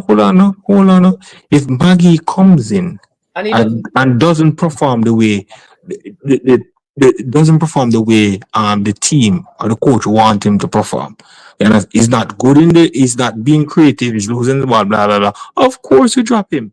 Yes. We're not in the game to keep players and expect players to go. No. Where are we? Today is the 17th of September. Yes. Asking questions, right? The 17th of September. Yes. The window is the last set of games, I think, is on the 5th. October, in October, right. Yeah, I think Leon Bailey has a game. It's a Norman Campbell. Just follow me. So Jamal Lowe plays for his club. Yeah. And he scores goals. So Maggie, in his last 4 games, has 3 goals and 1 assist. Right. Jamal Lowe plays and scores 6 goals. Right. To that point. It played in a high level competition. Okay. So now, does that warrant a spot in the team still over McGee if we're using what McGee is doing in club? I'm just asking. All right. Remember, we're not short when it come on to the strike to Jamal Lowe position. We're not short. Jamal Lowe position is very good. We just have a Norman Campbell who just come in, play excellent. We have Leon Bailey, we have Demario Gray, we have Mikel Antonio. So when it come on to the position that Jamal Lowe is playing, we're not short. But when it come on to the midfield position, that's where we're short. Okay. So you don't think Bobby Reid, because Bobby Reid was playing in that position in the Cuba game? Not only Bobby Reid was playing in that position. Casey Palmer was playing that position. No, Bobby. Okay. Yeah, Casey Palmer was playing that position, and then we have Casey Palmer. As far as I know, while Casey Palmer was on the field, he was playing the number 8. Bobby was playing the number 10. Okay, but maybe your side different from me. Okay, so that is where that position that we see lack something. So there, I would ask for the tweet to let us try a McGee with better players and see how will he perform. Okay. We have 2 games. What do you mean with better players? So you think like all right. The last time McGee. Hold on, brother. The last time, because people are going to refer back to the last time McGee represent Jamaica. Remember the last time talking, I explain to you. When you say play with better players, so hasn't he always played with good players in the national team, man? No, but the last time he was playing, the caliber player that was in the side wasn't playing with him. Leon Bailey wasn't there. Michael Anthony wasn't there. Damaya Gray wasn't there. What are The you last talking? time he played. What The are you one, talking? The friendly Huh? game you're talking Yeah, about? the friendly game. Yeah, that was the last time he played. No, but that was not the decided game. Didn't he have other games? No, but I'm just referring to that. Now, I'm saying no, if you put him in a team with these players and see how he perform, then Hold on, Carla. Hold on. Let T got finished. yeah, put him in a player to see how he perform. Understand? Then we can make an assessment. If he fails, then we'll move him. We'll move on. Okay. All right. All right. All right. So here. All right, Carla. We have a caller. Hold on, T got. We have a caller because we have around 20 minutes ago. Carla, good afternoon. Welcome to the show, sir. Yeah, good evening, good afternoon, mornings, man. See you guys, bless of yourself in general. Right now, we all share call from Maggie, you know. You get me? Whole country a call from Maggie. So, if that you guys tell about Maggie, we know you push back on Christian, Mannings, man. Oh, so I'm not supposed to ask any question. No, we know you push back. I'm here Yeah. to ask if Jamal Lowe score 6 goals and Maggie score 1 goal. Who would have won? No, I never said that. The caller said, Flavorback said, in Maggie's last 4 games, he scored. Because this is his premise for calling Maggie. In Maggie's last 4 games, he scored 3 goals and had 1 assist in the USL Championship. So all I'm saying is that, what if, because if you're calling him on his club form, and then Jamal Lowe goes back to his club and is on superb form, how do you call Maggie over him, seeing that he was in the team? That's all I'm asking. I think that is a reasonable question, caller. Yeah, that's a reason Christian, but we are asking if a Christian then become like you don't really interested if Maggie get the call up. No, boss. Listen, I think Maggie is a good talent. I think the system of Jamaica's football did not do justice in nurturing his talent. I also believe a lot of what he is now is because of how he is. And I've seen this with a lot of the players.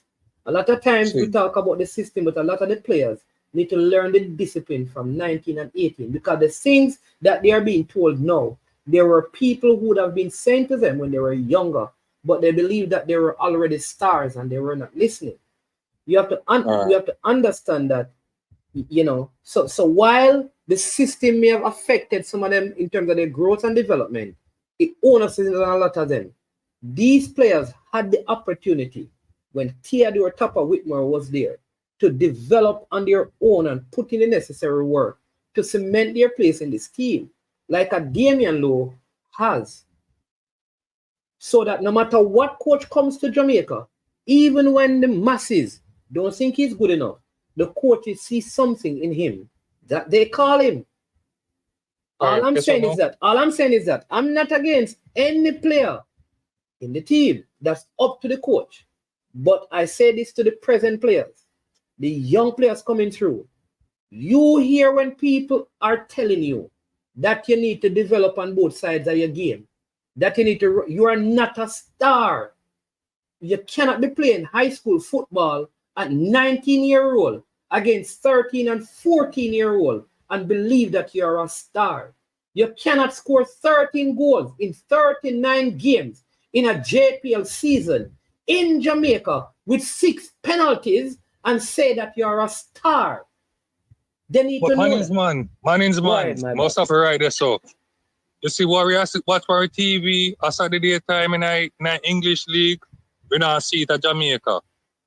So not because them come from England, we not see the real England ball game for TV when they're watching from Jamaica. It's a different ball game we see. No, but my comparison is with individual players. I'm saying. Guess what now? Go ahead. Let me say one more thing. You see, Bobby Reid, we're going to get one thing from Bobby Reid is defense. We're not get nothing from Bobby Reid going forward. You get me? So sometime, somewhere in the game, we need to make a change up top, but we put in more effect up top. So here we start Maggie and make Bobby Reid come on half time, come lock it down, or he had a way around. We start Bobby Reed and make Maggie come on half time. But we need more cohesiveness going forward. Somebody with ball angling, who can pick out a pass or something. But you know, which Premier League team you support? I want to give you an example. I know that I don't support none of them team. The man is man. The one team I support is my national team. Okay. But what and I use and judge all of them. Okay. The point I was going to make to you is that if you look at certain midfields, right, they have what they call a workhorse, right? They have a creative kind of a player. So when you have players like Leon Bailey, Demarai Gray, and Mikel Antonio or Shamar Nicholson, players like KC Palmer, who, if you watch the team, when those guys go forward, their ability to track back is not the greatest, right?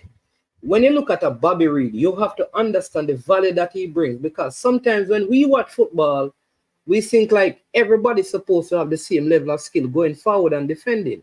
I will say to you is that the quality that he provides, especially when you go forward on the defensive end, is so important that it gives freedom to the Leon Baileys and the Demarai Gray to go forward. That if you remove someone like him for a person with a more creative flair that doesn't provide that defensive work, you may find yourself conceding way more goals. Man is man. When I watch TV, we say Bobby Reed, we're not getting nothing from Bobby Reed going forward. Who passed the ball to Antonio when he get forward? Who passed the ball? Just like coming backward. Who passed the ball to Antonio when he get fouled? Come on, man. How much how long Bobby Reed play for the national team? How much time no. Hold on, man. How long Bobby Reed play for the national team? How many times he make a pass like that? 2 times. But he give Demarai Gray 1 and he give Antonio 1 in this match. Yeah, but in the first game when the guy get the red card, Bobby Reed passed the ball to in the Cuba game. Man is man. Yeah, me a man. We watch the TV and me no want to talk about Maggie.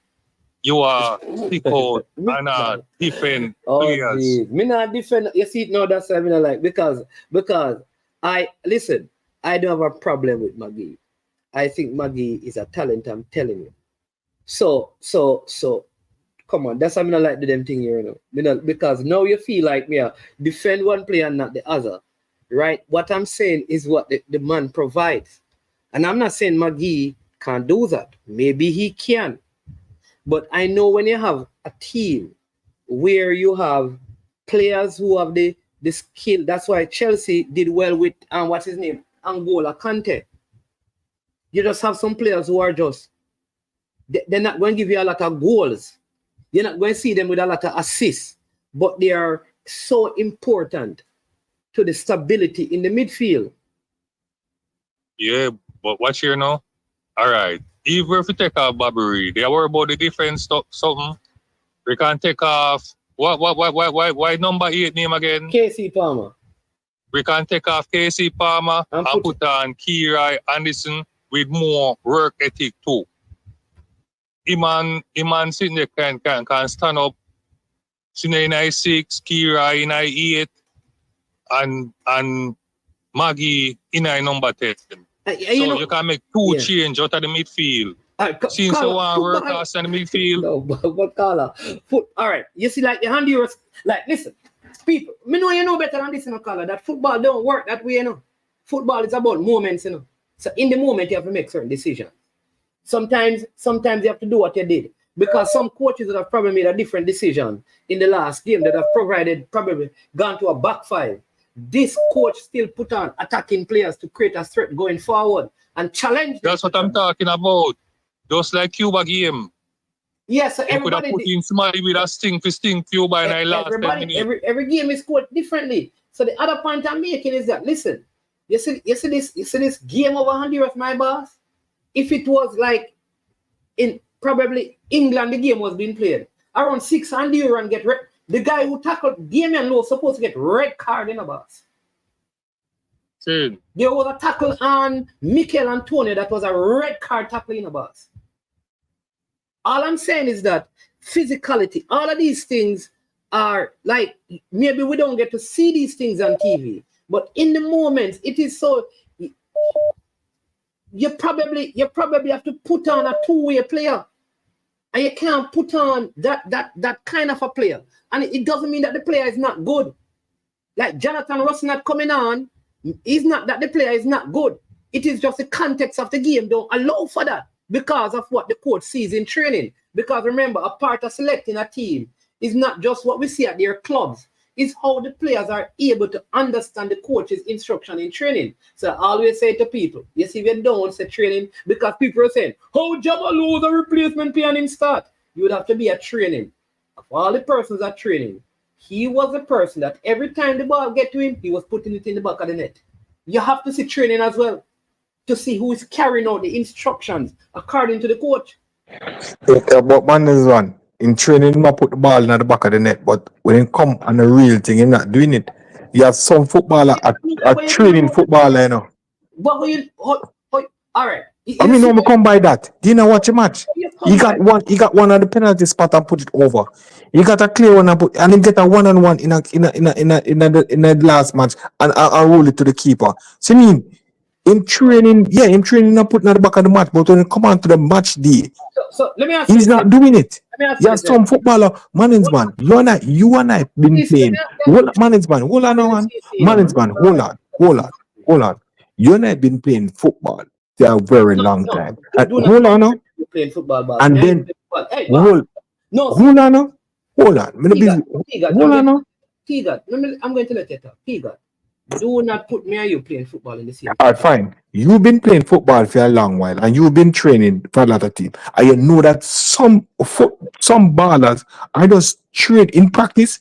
Them look good in training. They look good, and when it come on to match day, them they look good.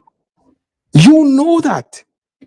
Know that. So what I'm saying is that if you have Mikel Antonio and Kahim Dixon in training, right?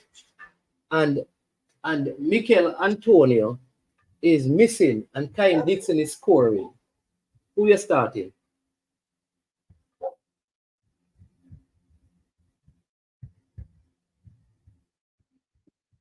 What is it? I'm here talking to? Game. The two of them are get a game. Who you talking to? I phone with up on the phone, you know. Say you need to address us, man. Oh, Jesus. Yeah, that's something, though. Hey, call him. Yeah, Mr. Mannings, man. Yeah. All right, boss. I give him out a square goal at train and try see him here. We have a next call. Our next call, and we still wrap up the show, so we just take the next call. Big up yourself. I respect Mannings, man. Every time, man.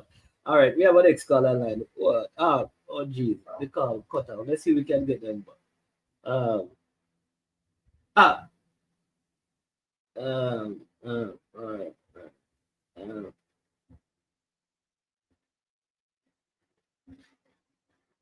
All right. Let me see if I can. So what I'm saying, you know, T-Got. I don't know why I keep calling you CC, boss. I don't know why. I don't know why you call me CC. Yeah. Yeah, so the point I'm trying to make, this is the last call. I'm going to watch finish what Asabila game now because I say Bailey come on. He's on the bench. All I'm saying, right, is this. Sometimes we talk like we remember training is also being able to carry out the coach's instruction. Remember now, the coach is not at your club, and what you play at the club is not what the coach plays. So while you may see Maggie doing well, and maybe he will fit into the coach's system, maybe the coach is going to call it. But it is also possible that based on what the coach wants, when it comes to training, he cannot carry out those instructions. And you may think a player has less quality. You may think like, oh, but Maggie is better with the passes than a Bobby Reed, just as an example. And this is not to knock any player. But Bobby Reed is producing what the coach wants in his team. So all I'm saying is that sometimes we are not exposed to the coach's plans and we don't see the sessions. Therefore, we cannot make certain predictions and assessment of the game.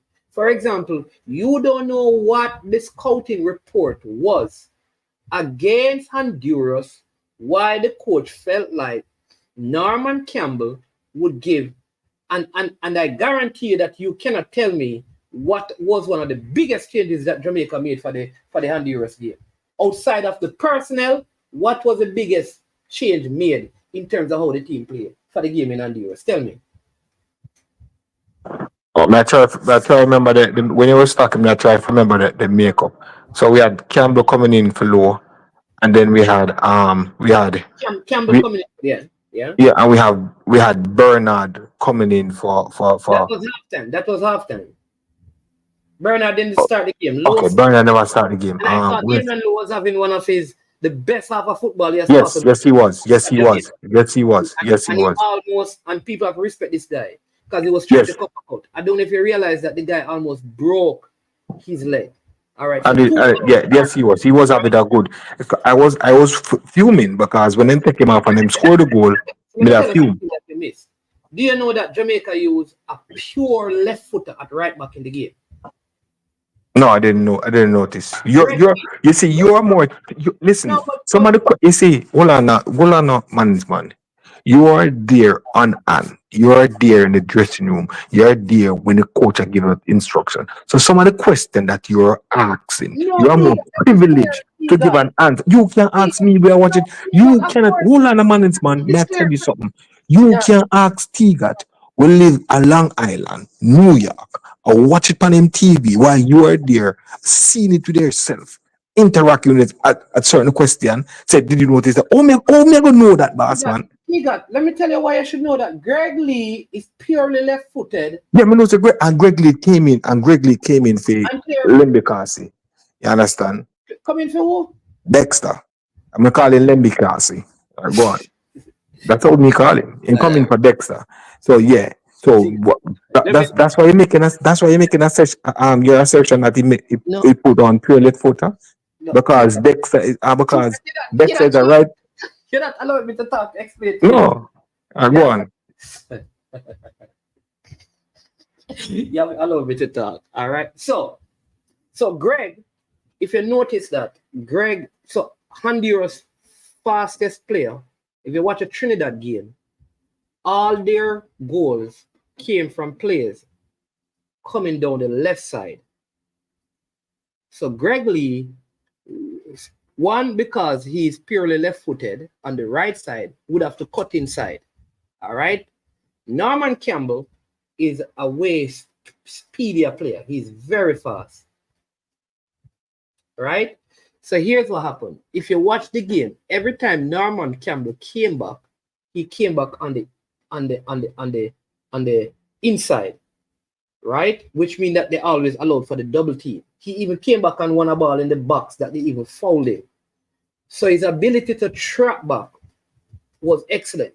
Here is the thing too. So when we played Honduras, because we beat Honduras before now under the previous coach, and Demarai Gray gave them a warm time in that game. So you'd have noticed that he was double teamed. So that means we needed someone who was also fast, that when the ball is played diagonally, they would be able to use their speed. Because Norman Campbell actually, you see the goal that we scored, the deflected goal? In the first half, a similar play was made where the ball came diagonally. Norman Campbell went down there and he tried to cut it back to Mikel Antonio instead of playing it across the box. The second half, the ball came to Demarai Gray, came in the middle, kicked it, almost looked like it was going out. He used his speed, he saw the guy, he came and kicked across the goal. It kind of scored. All right? But his ability to use his pace and trap back would have been way, way more important in this game because Honduras, if you watch the Trinidad game and look at their scouting report, that is the side that normally go down. So all I'm saying is that sometimes when you watch the game, you will realize that how the team is set up and how the team plays has to do with also the opponent. And some people are saying that why not put thing there at right back, Latibodier at right back. Latibodier had a good game against Cuba. Why would you take him out of the midfield, put him at right back to bring in a new midfielder? You'll be making too many changes because of the absence of one person. So sometimes that is how football, and you know that. You understand me now, Tiga? So that is what I wanted to explain to you, boss. Okay, I understand what you're saying. All right, sir. All right, respect. Anyway, we'll talk. All right, I You will gone? finish what you give. Yeah, man, I finish what you give. Once I tell you, I want to see if Plan B is gonna come on. So I Yeah. finish what you Oh, give. oh, All right, oh. cool. I'm not watching on my phone. All right. All right then. Yeah, man. Yeah, man. Just answering you. Owen. All right, people. Yeah. Dexter was injured, man. You see, Dexter was injured. And Damian came off because he was injured as well. Guy almost broke his leg. Good to know that those guys are yeah, have recovered. Guy should have gotten a red card for his fall on Mikel Antonio too. Because he got a knock. Yeah. Yeah, that's right. Yeah. But you know, like I believe like, you know, yeah. I think the coach will listen. This coach is this coach is a different level. This coach is a different level, and over time, he's going to build this team. I don't think this is like the coach's team. I think over time you're going to see people get dropped, people come in, and he's going to build this team.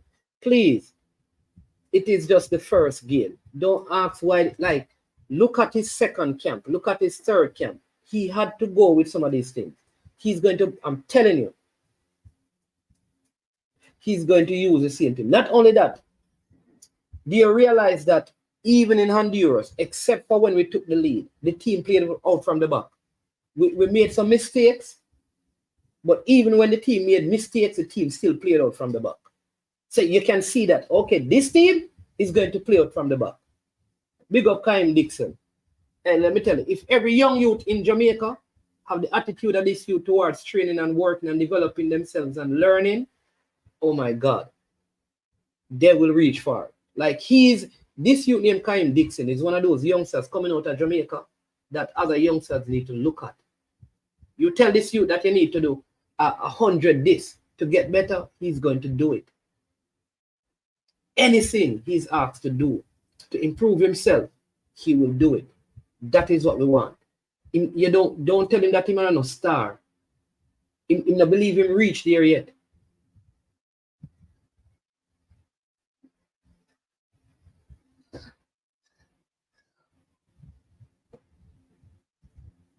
Right? But we talk about let me tell you this, like attitude to many coaches, your attitude is important. And a good coach will always tell you, if you listen to Mikel Antonio, they talk about character, which is attitude.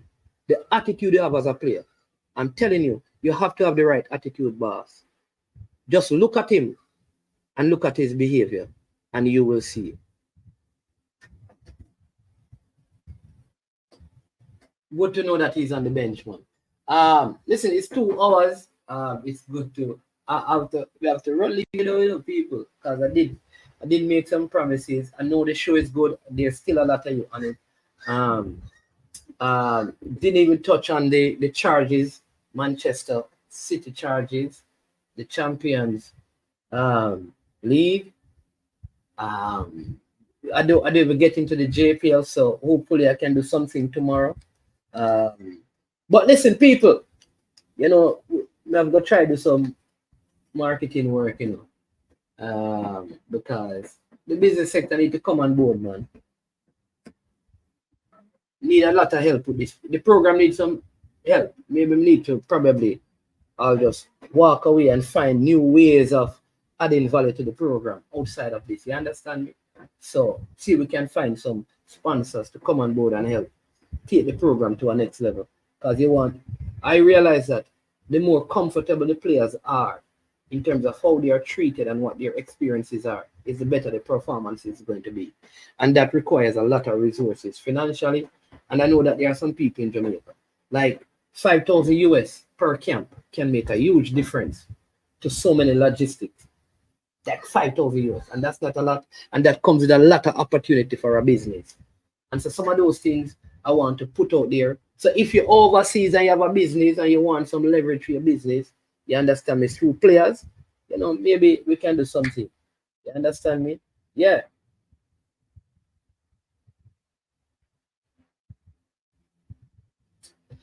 Listen, I think and this is me, I think the two best right backs we have are Lucky Bodier and then Dexter. That's me.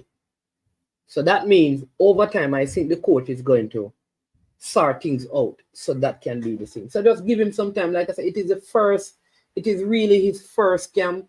He had to use some players based on his conversation, like with Hal Grimson and stuff like that, you would believe. Because this is his first camp. What is he going to do? What is he going to do? So just give the program some time, man. Just give the program some time. Listen, I want to thank you. We didn't have much problems in the comment section, so I really appreciate that. I respect every single one of you for keeping it like that. And I want to encourage you. So when you go on the other platforms, just keep the conversation clean.